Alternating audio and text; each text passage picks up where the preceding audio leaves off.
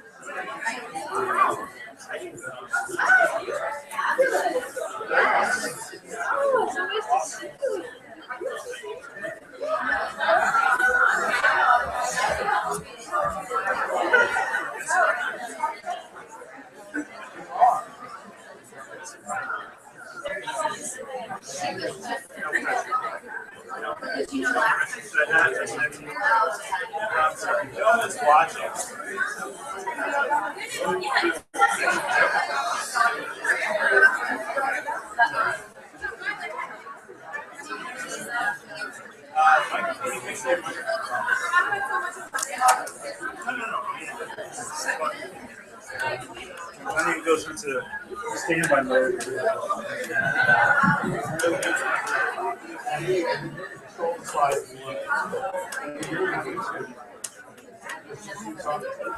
I'll play good.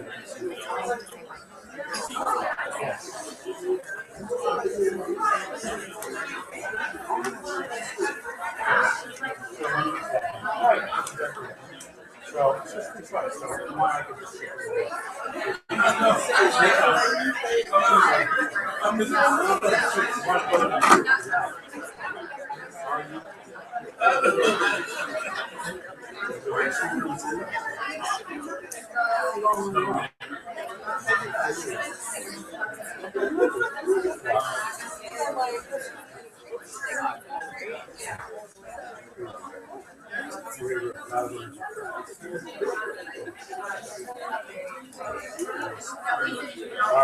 you good?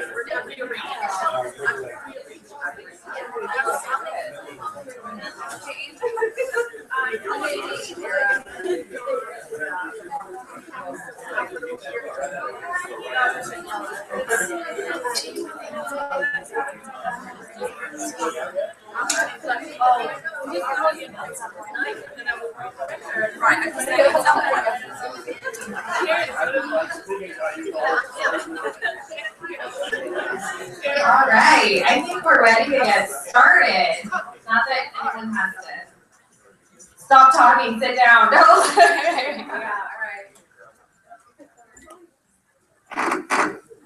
How's everybody doing? Everybody excited to be here? Great.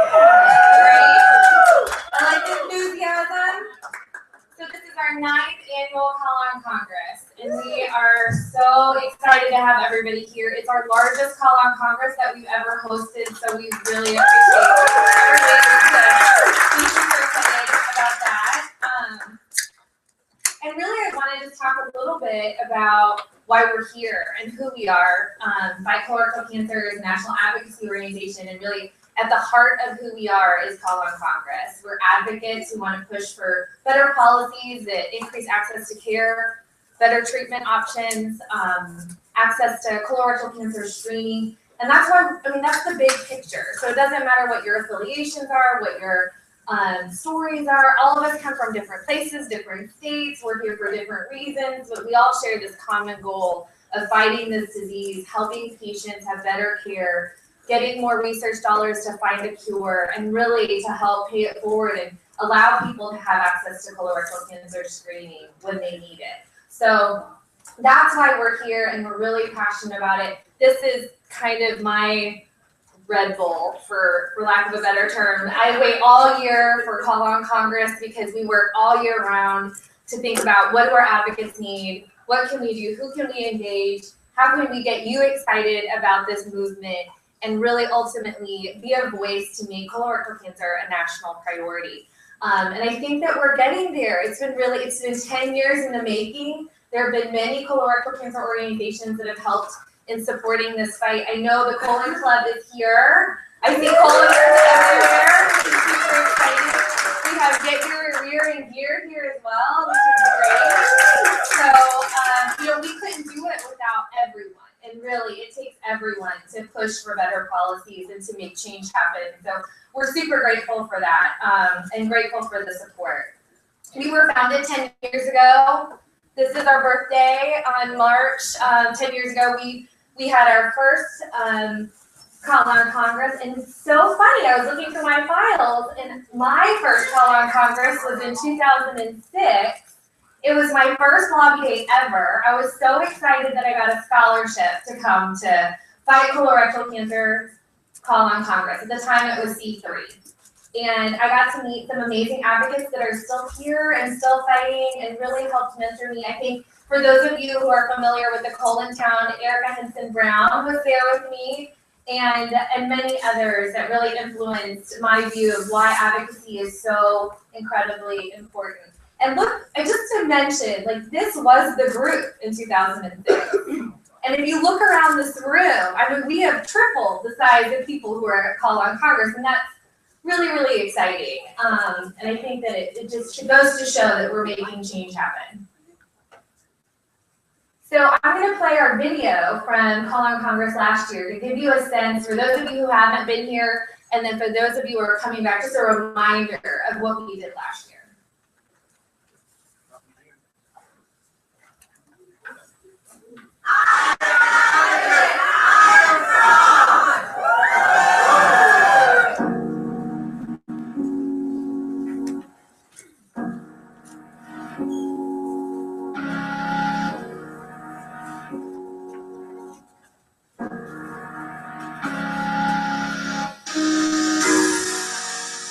Colorectal cancer advocates have come to DC, and we are the ones at the White House, we're the ones at the National Press Club, and we are the ones on the Hill, making sure that this country and our lawmakers know that colorectal cancer is a national priority.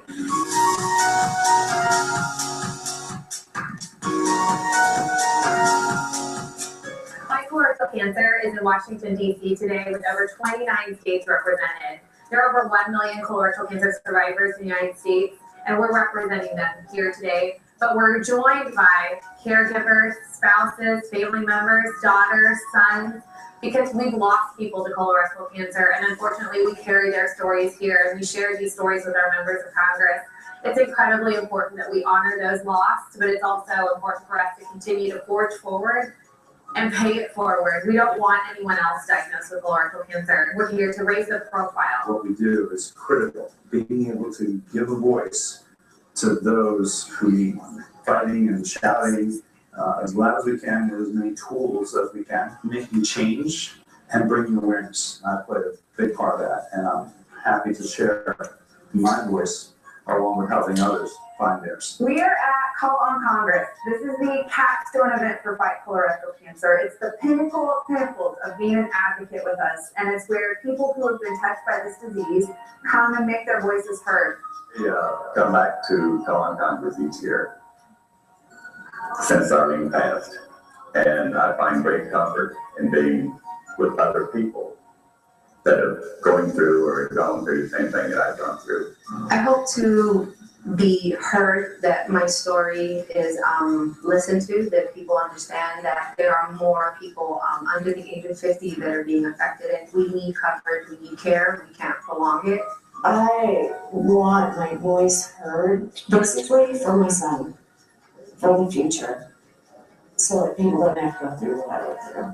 Today we're training advocates We're teaching them the importance of medical research about what's happening in the labs that are curing cancer. I'm a cancer genetic counselor at the Ohio State University Comprehensive Cancer Center. I work with families that have cancer running in the family to help them determine if it's hereditary or not. I'm marching on the Hill so that we can increase awareness about colon cancer and inherited forms of colon cancer like Lynch syndrome and the polyposis syndromes. Nationally, we have a new goal, 80% by 2018, and over 50 organizations have joined on to this goal. We were one of the first because we're so excited to defeat this disease. We're asking all different types of organizations to get behind 8 by 18 and make screening 80% of the population for colorectal cancer by 2018 so that we can make a difference and save lives. We are also the nonprofit organization that was invited with the American Cancer Society, among other distinguished colleagues, to be at the National Press Club today. Angie Davis and our founder and chair of the board, Nancy Roach, went to a meeting at the White House. They sat among colleagues and asked for support of colorectal cancer, and specifically for legislation that would improve coverage for Medicare patients and colonoscopy, giving voice to all of the patients across the country who've been touched by this disease. We have some tremendous advocates here, and whenever I hear a personal story, that really makes me stop and listen. I hope you can all do that with respect to this critical issue. You make this so easy for me to continue to do this. I made it clear when we met with the White House today that there is a fix that the president can do without Congress. I'm doing this because I can. 80 by 18. Let's keep pushing. There we go. There we go. We're on the Hill this week, and we will be training advocates for the next 2 days about research funding about bills that pertain to colorectal cancer. And with the training in hand, we're putting our advocates right on the stairs of Capitol Hill and in the offices of our elected officials so that they can talk to our representatives about their needs and our priorities. Today, our advocates met with the legislators all day long and really used those tools that they've learned while they've been here with us at Calling Congress. And tonight, it's all about celebrating that achievement. There's something really empowering about seeing democracy in action and then being part of that democracy in action, mingling with each other and figuring out how exactly they can advocate all year once they return home.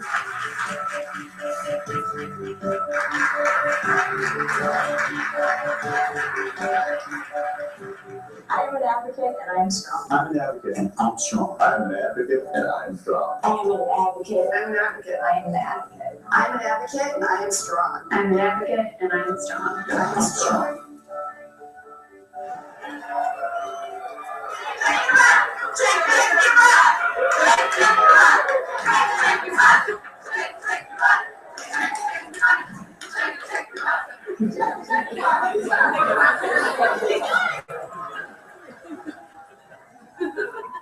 So we're very serious. So this is the beginning. So I just want you to kind of brace yourselves. It's going to be a jam-packed 2 days. We've got great speakers. We're going to hear from survivors. We're going to hear from researchers. We're going to hear from physicians to hear their perspectives on what we can do. But really, this is just, step one of a long journey for you all to stay connected and be advocates. And we thank you for that commitment and taking that bold step to be here with us, because I know that you have family priorities and you had to make choices to be here, and we really appreciate that. I'm going to just say thank you to a lot of people in this room, and I'd like to start with saying thank you because we couldn't do this without a lot of support. And so bear with me, it's a long list, but I think it's an important list. We had a chairperson for our grassroots advocate committee, Belle Piazza, who we lost this year, but a great advocate and left a lasting impact in many of our lives. And Josh Wimberly was gracious enough to step up and take her place as GAC chair, and so we want to thank him for that and thank Belle for her leadership. We have many GAC members that I'd like to thank: Chad and Sheila Schreck, Pam Sajo, Chris Heffelbauer, who couldn't be here, Kristen Keeson, Eric and Rose Houston, who were not here but with us in spirit, Maria Williams, Bethany Terry, Patty Hollenbach. I'd like to have a special thank you to Nancy Roach, our founder. We would not be here without your leadership and vision.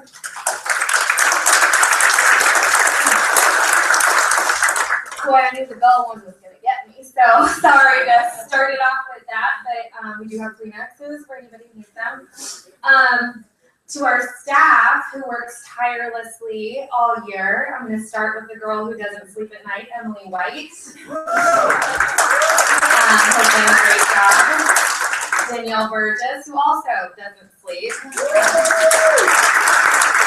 Michael Sola, Jerry Lynn, Shauna, Kebby, Andy, Margaret, and Michelle. And I'm actually going to grab a Kleenex from somebody who has one, just so I don't sniffle this entire time that I'm up here. But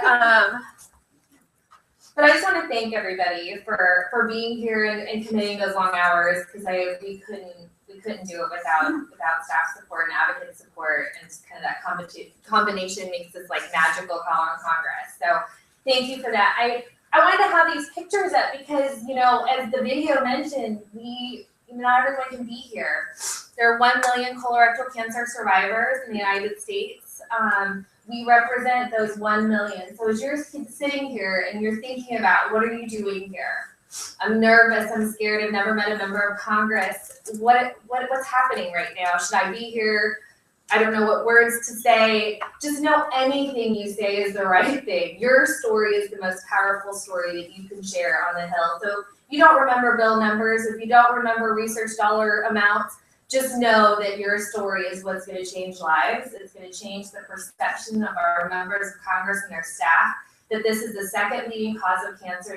And it is incredibly unfortunate that we keep losing people to this disease, and we want to make a difference in that number. So I just have some faces of people that I have loved over the last 10 years that I have lost, and some just couldn't be here for family reasons and because they are currently in the fight. So I do want to take a moment to just recognize that and have you all think about that as well. Who is in your life that you're representing, and who are you fighting for? Maybe it's yourself, maybe it's your mom and dad, but as you're kind of fighting this maybe nervousness, just remember that it's a bold move that you're making. It's a noble move. It's a very patriotic move that you're making to be here. And so we appreciate that. So on that note, I'm very excited to introduce Curt Pesmen, who is our keynote speaker, who is a survivor and just a gracious man to be with us. He'll be talking about survivorship family. Curt is the author of 7 books of nonfiction, is the founding editor of Livestrong Magazine and LivestrongMagazine.com of Austin, Texas. Curt has written for Esquire, GQ, US, Glamour, Money, and Outside, 3 of which I subscribe to, so I'm super excited that you're here. As well as the New York Times and CNN Money. As a content creator, Curt served on staff at Self, Sport, Esquire in New York. He is also associate producer on the award-winning feature documentary, Keep On Keepin' On. In 2001, while undergoing chemotherapy, radiation, and surgery, he wrote an award-winning series that became an ebook, My Cancer Year. And so everyone here has My Cancer Year. I encourage you to read it. It really is an inspirational book. Curt has been very generous with his talents to fight colorectal cancer, has shared his ideas, has written for us, and we very much appreciate you being here. Thank you.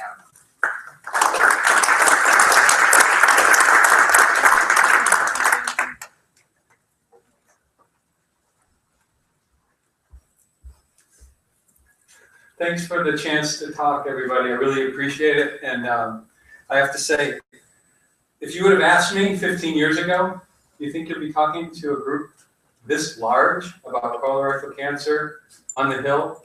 I would have said no way. But before I get into the talk, I do have to tell you, one of the things that all of us know about telling the news that you have cancer, it's going to freak some people out. Some people will look at you and stare you straight in the eye and try to get your story and be so supportive. And you know that they're on your team right away. But I remember telling my best friend when I was diagnosed. And we go back to high school. And I'll call him Jeff because that's his name. And I made the call. And he took a minute maybe 20 seconds. And I ended up putting it in the article, which became a piece in the book.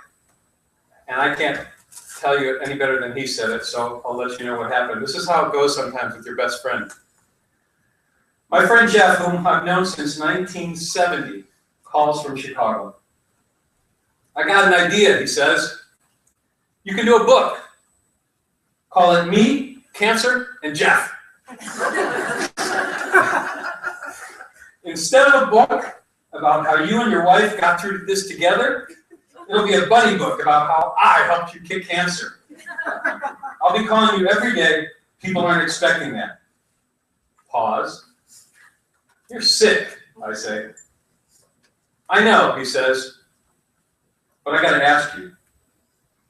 Does this mean I'll have to do one of those run-walk things with you in 5 years? 4 years later, he did come to New York, and there was a run in Central Park, and he was there at the finish line. So let's have it up for Jeff. He also, if he doesn't mind me saying, because I shared my life, he also struggles with his weight now and then, and he's also the inventor of what he calls, and he told my son, who's 13, it's called the all-you-can-eat diet. You don't lose much weight, but boy, is it easy to stick to. That's Jeff. I don't just tell you about him because he's funny. I tell you about him because he was there pretty much every day with a phone call, and this was pre-blogging. You know, there was email, but it wasn't. We couldn't go back and forth with Twitter every day, so he really was there. And it leads me into this whole notion of different ways to tell your cancer story, different ways to share with people, not only on the Hill, but in the nuts and bolts recovery rooms, in the treatment rooms, in the hospitals, even in the therapy sessions. There are ways to get your story out there that will have impact. And again, I would have never known that mine would be a book or an ebook or a series of talks way back then. As we said in our session this morning, our small group session, mine started with anger. And somehow it ended up, you know, in a whole different forum. And it was the anger that I had been part of a really great health education team at Self Magazine. And we really did, it wasn't my work, but I was part of the team that got the original pink ribbon going. And I told the team there that this morning that we originally had reached out to a woman in California who had started a similar type advocacy program for breast cancer, again, before 2000, and she had a peach colored ribbon. And we wanted to team with her. And she said she didn't really want to partner with us. We were a big magazine in New York City, Self Magazine, because she wanted to make sure that what she had started stays true to her mission. And she wanted to keep control of it. And all due respect, we said, thank you. You know, we just wanted to give you the chance to do this. But we were able to connect with another breast cancer advocate and patient survivor at the time, Evelyn Lauder, who was part of the Estee Lauder family. And she helped us, said, you know, let's change it to a pink ribbon, and we will get it on 10,000 makeup counters on one Saturday during Breast Cancer Awareness Month. And it was an amazing thing to realize that sometimes you don't have to be first, but you can come to the party a little bit later if you have the right allies. And she was amazing. And she has since died, Evelyn Lauder, but she started an amazing foundation, Breast Cancer Research Foundation in New York City, and worked very closely with the docs at Memorial Sloan Kettering as well. Larry Norton, I think, for those of you who know the staff over there, was her oncologist and champion, and he worked with Self Magazine as well. So that's a way into the world that I wanted to talk with you about today. And that is the idea of family survivorship is different than what has been called survivorship medicine. And I think we are part of both worlds. But before the first slide, I just wanted to ask of everyone in this room who heard a cancer diagnosis from a doc, let's start with that number. If anybody's heard the words, you have cancer, or I have some bad news, has anyone heard that from a doctor? Look around, and it's kind of amazing that we've shared that emotion, that moment. Of that group, curious, how many thought that the message was delivered in the best way possible? That's actually pretty good, believe it or not. It's way less than half, I would say, from my it's not a seat, from my position up here. I would say it's about 35 to 40% were satisfied with how it was delivered. And my first message to everyone in this room today is the first thing we can do is to try to help get that message and that news that is inevitable in many cases, have that delivered in a better way. I'm not the expert to tell you what that way is. I am here to tell you I didn't like it getting the message over the phone. It didn't work for me and it didn't work for my wife. So there are things we can do beyond obviously the legislation that's most important to our mission this week. But I think, just seeing the show of hands and what happened, that there are other messages and there are other missions we have along the way that do impact, and the family can help us carry those messages as well. So on that note of family survivorship, you may have heard about this little book or this little movie called 50 Shades of Grey. Is there something in the news about that? I wanted to switch it a little bit for today in the next 20 minutes or so and talk about 50 Shades of Blue. And I can look at this photo and I can see a tree and I can see what it was when I saw this. I had just finished most of my treatment and this image spoke to me. And it's called Self-Portrait as a Tree. And this is taken by a female photographer. I was living in England at the time. My wife was working as a producer on the Harry Potter movies, which is kind of an odd fact, but it's part of my story, part of her story. And so this was a British photographer, Sam Taylor Wood, who took this photo, and she had had colon cancer. But she took this picture 3 years later after she had survived colon cancer, and she was going through treatment for breast cancer. And she wasn't yet 40, and she had 2 children. And she said, as a photographer, a very successful photographer and artist in England, this was the only photograph she took the entire time that she was treated for breast cancer. And when I read that, and I looked at that, and I saw that tree battered, but hanging on, I got in touch with her agency in England. And I asked them, even though her photography and her work sell for thousands and tens of thousands of dollars, and I asked if there's any way we could use that photograph on the cover of my book, and they said yes. So on an earlier version of the book that you all received today, that came out in 2004, we had that photo graciously donated to us because I couldn't imagine, as hard as I thought I had it, what if I were even younger and a mother of 2? And going through breast cancer now after colon cancer. And that spoke to me as someone saying, what is this going to do to her family? When I was diagnosed, I didn't have children yet. So it was that, to me, that image shows not just strength, but it also shows resilience. And what I didn't see at first, but the more I looked at it, you see light. And as a photographer, she knew that. And maybe that's why she stopped. She said, I can't do any better than that. This is what it means. This is what it feels like. I'm not going anywhere. But you can see that it's battered. And I will always thank Sam Taylor Wood for donating that to my story and to the book. And I think it is probably in a gallery, the original, in London. If you should ever find yourself there, look it up. It's worth going to see. That would be me on the bottom, not on the top. That would be Drew Barrymore on the top. But this was the original blog that I wrote for Esquire, but we didn't have blogs yet. It was just a journal entry.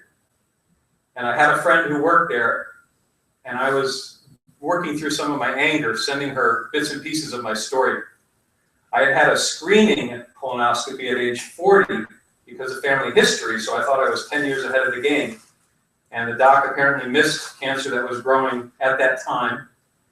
And it was 3-year, 5-year, or 8-year-old rectal cancer that was missed during my screening colonoscopy. So I ended up getting diagnosed at stage 3 rather than at stage 1 or stage 2.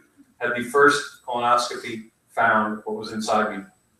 So again, as we talked a little bit about this morning, one of my first messages in family survivorship medicine is all colonoscopies are not created equal or performed equal.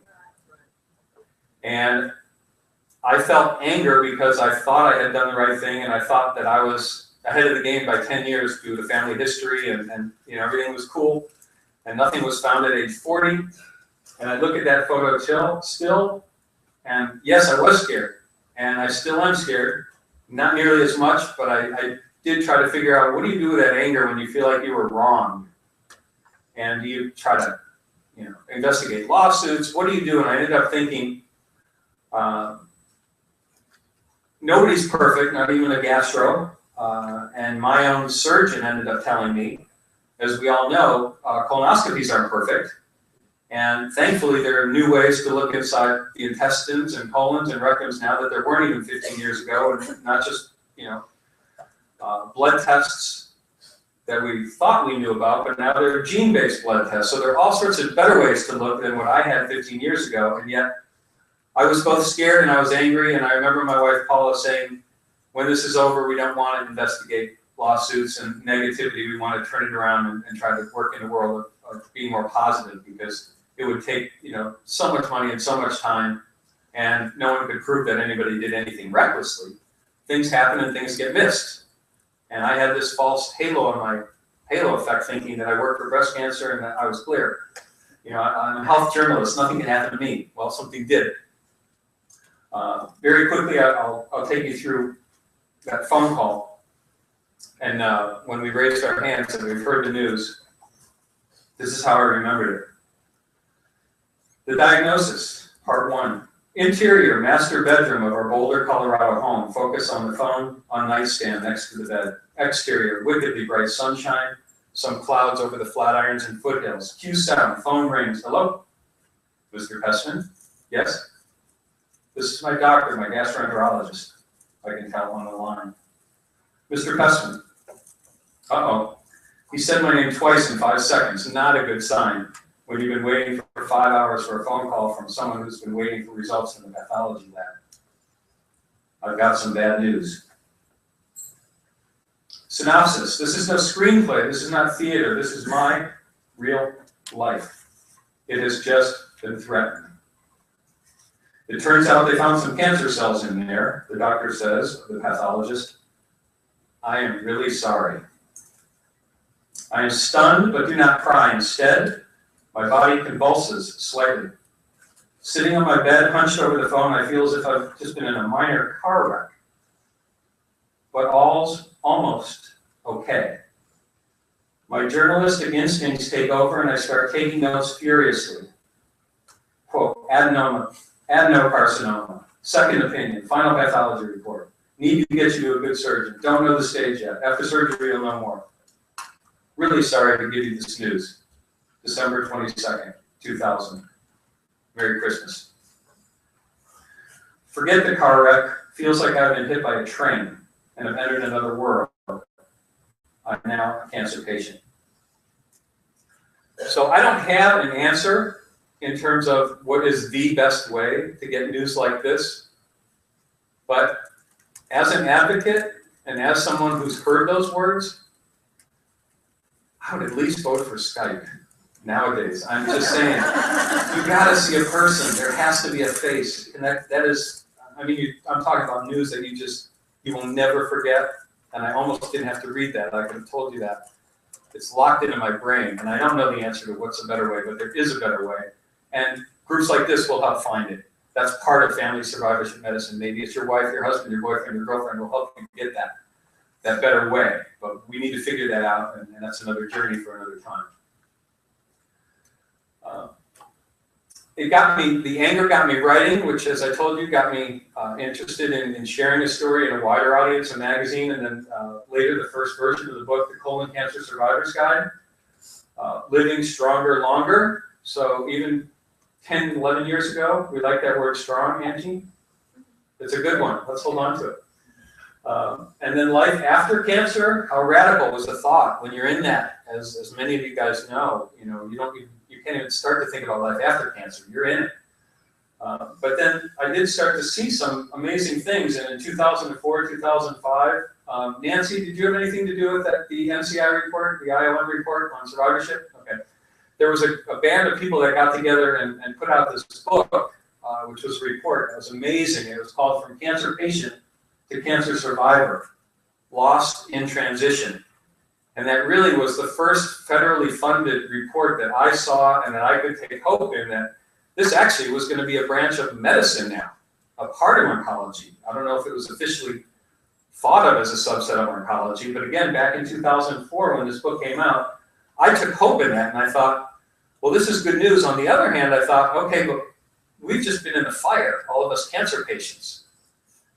The lost in transition is going to impact the families as much as it's going to impact the patients. So that started me thinking, you know, we're all talking about 1 million strong this week, but if you add just 1 or 2 people to that, everybody or 3 people who's been involved in your journey, suddenly that 1 million is 4 or 5 million pretty quickly. And so we are this little group in here is much bigger than you know, and 1 million is much bigger than 1 million.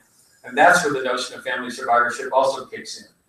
But to me, to sort of see this in the medical community, survivorship medicine was a breakthrough in terms of what's the next phase for all of us.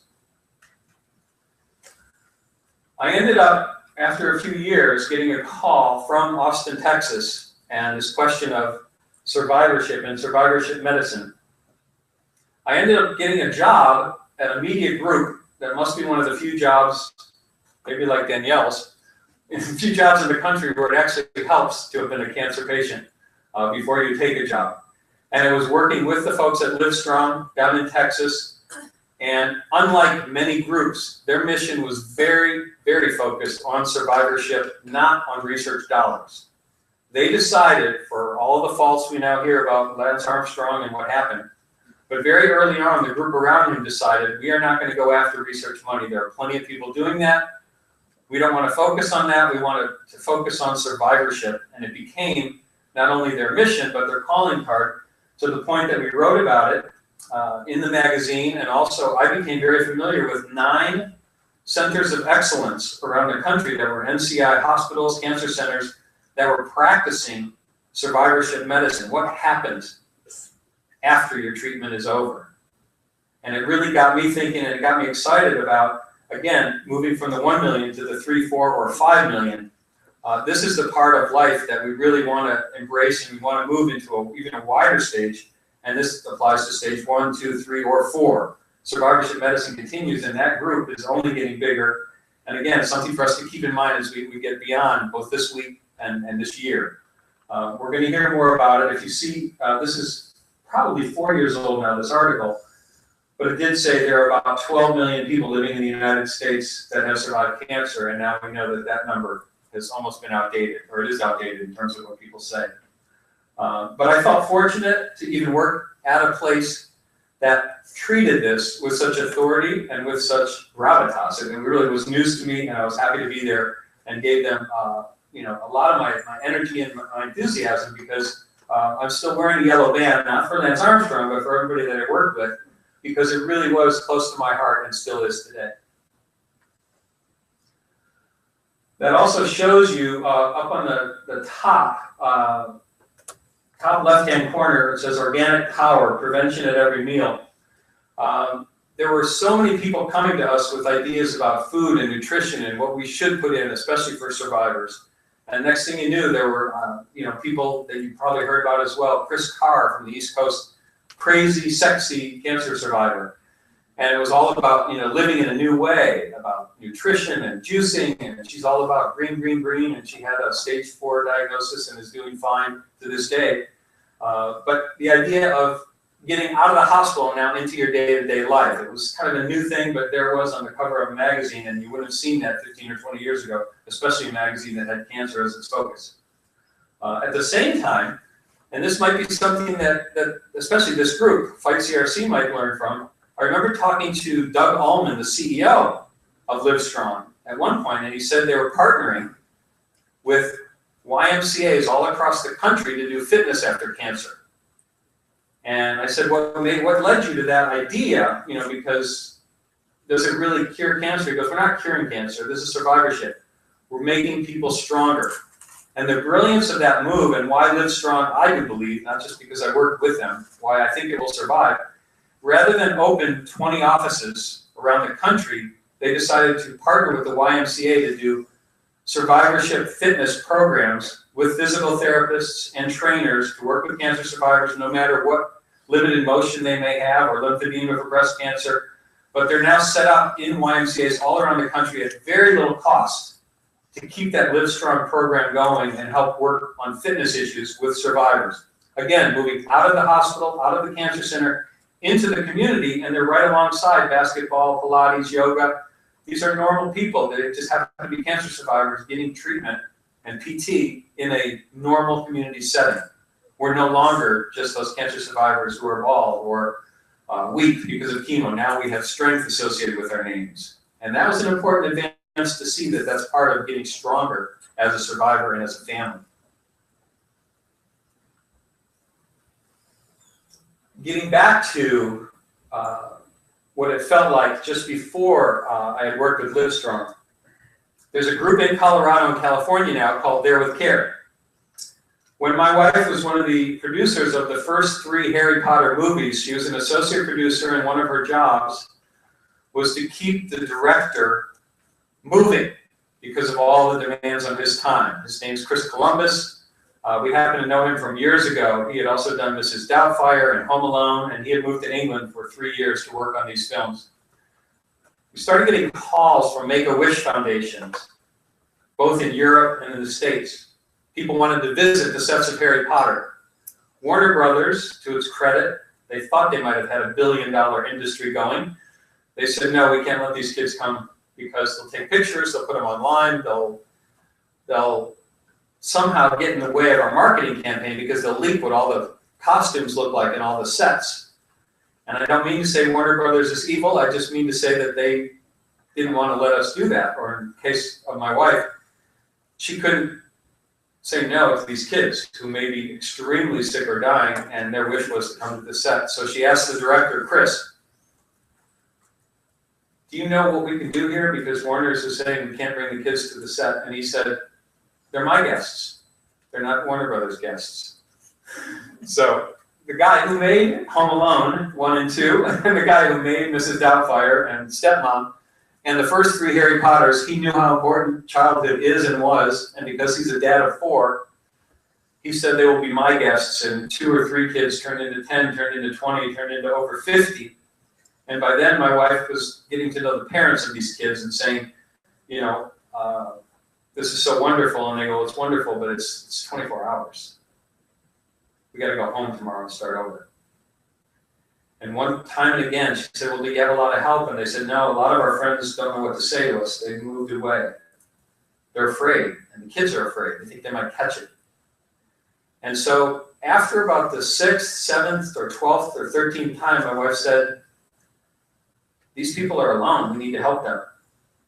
And so There With Care was started for the 364 days that aren't Make-A-Wish. And it's now 10 years old. And it now has 3 offices. And it is in business. Its mission is to help families get through the crisis, a medical crisis that hits their children, or in some cases, hits a parent. And it is unglamorous. It is the absolute opposite of Hollywood, because it's meals on the porch, it's transportation to and from chemo, it's gas cards, it's fixing people's cars when they can't get the radiation, it's mentoring, it's helping the healthy kids in situations where there are siblings who are also impacted by cancer, and they're just 11 or 12-year-olds who don't get to see mom and dad anymore. And the idea of There With Care was to take something that was magical and try to keep it going and help the families realize that, you know, there are people to help you for the rest of the journey. Getting back in Colorado, where I live and where Andy's from, and so many of the original ideas for There With Care, which is also in Northern California now, those kids from the first movies, 3 or 4 of them would come to Colorado every year when the movies would come out to help advance the cause of family survivorship. And they were very nervous at first to hug other kids with cancer. But eventually they got over it. And eventually they helped this whole movement toward taking it away from just the patient and move it toward the family they helped it grow. And so I'll also have a soft spot in my heart for those kids who are now 23, 24, 25, and who were very afraid to get involved in cancer welcomes or cancer visits at the beginning. But they put scars on the kids and dressed them up in gowns. And eventually, I think they really understood that it was part of their journey as well as young actors to help these families get through it. I also wanted to point out, we don't hear a lot when we're on the Hill and when we're in the throes of diagnosis and treatment. We hear a lot about docs. We hear a lot, maybe not as much as we should, about our nurses. But I believe, from what I've seen, both on my journeys and talks and also from my wife Paula's group at There With Care, that social workers are increasingly going to carry weight social workers in the survivorship care plans that are now part of survivorship medicine. And as it works at There With Care, and really there are no books written on how to do this, all of the patients are referred to There With Care by social workers. They have their roster and they say, okay, of these 50 families, these 7 or 8 need help the most. And so it's in their bailiwick to decide how to give the care, how to share the care. And I don't know of other programs that are sort of leaning in this way, but I do know that as you look at these survivorship care plans that are now being instituted, there's a big role for the family to play. And a lot of it does involve therapy after the trauma. And in some cases, it doesn't have to be marital therapy, which is sometimes part of it. It could be art therapy or dance therapy or other issues that impact the whole family, not just the patient. And this is where I do see social workers having a bigger role. So I only bring that up because I think that sometimes they're not as recognized as those of us in this room as advocates need to kind of be up to speed on what they do and how they interact between the docs and the families.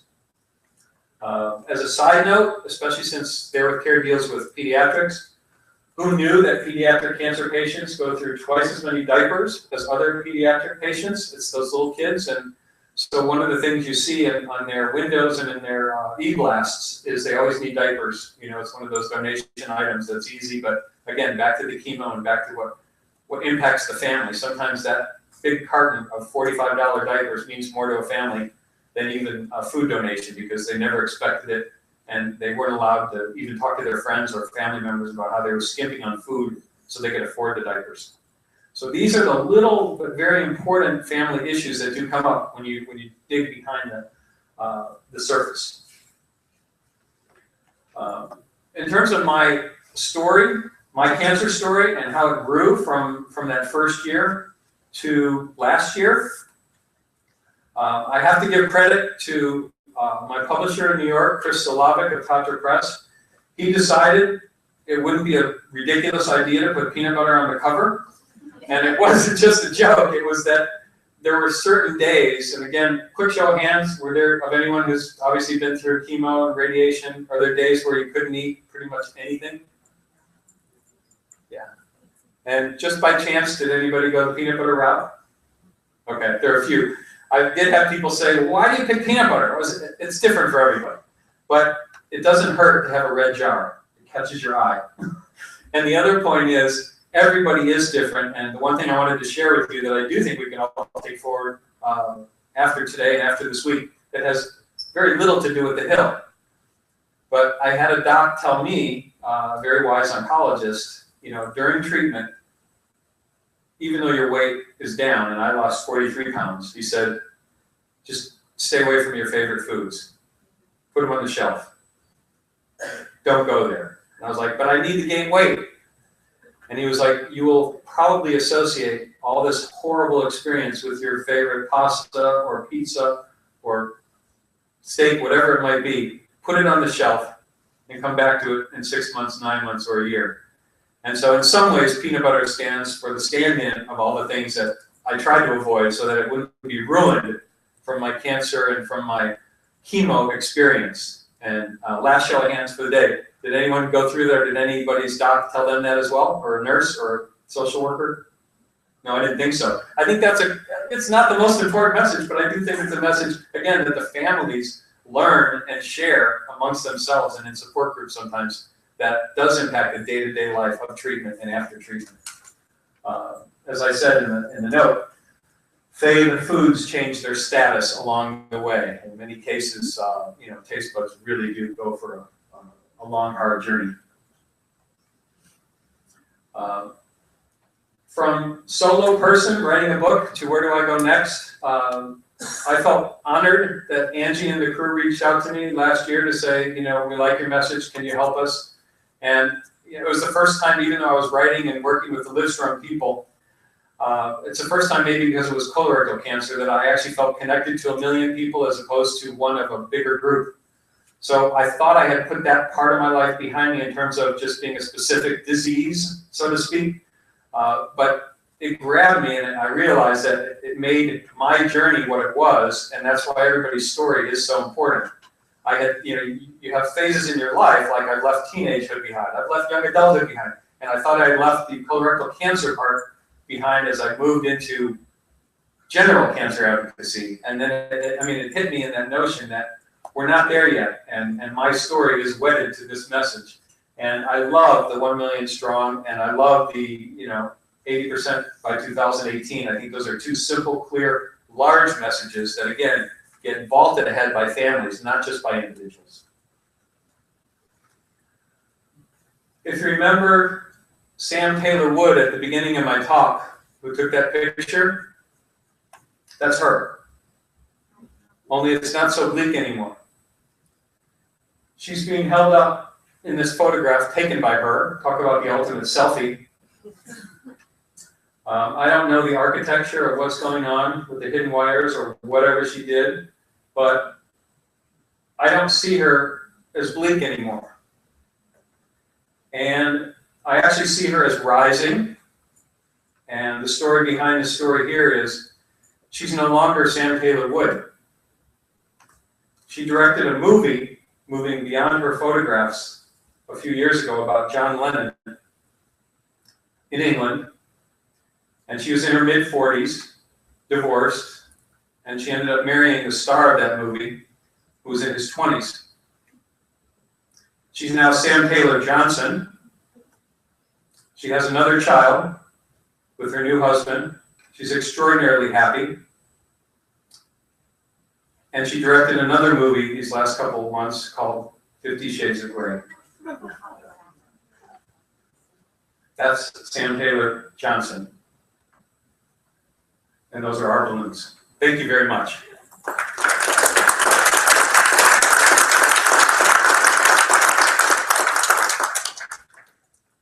We might be short on time, but 2-3 questions. I'm happy to take them and fire away.